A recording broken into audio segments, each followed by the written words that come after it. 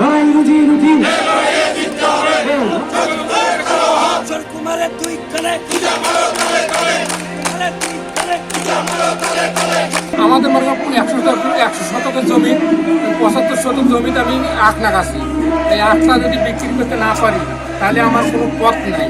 আমার হয় রাস্তায় নামিয়ে রিক্সা চালানো লাগবে, নাই ঘাড়া ডাঙে খাওয়া লাগবে, তাছাড়া কোনো আর উপায় নেই। আমার খানিওয়ালা 6-7 জন মানুষ, 6-7টা মানুষ এই আখের উপর তো নির্ভর করিয়ে চলি আমরা।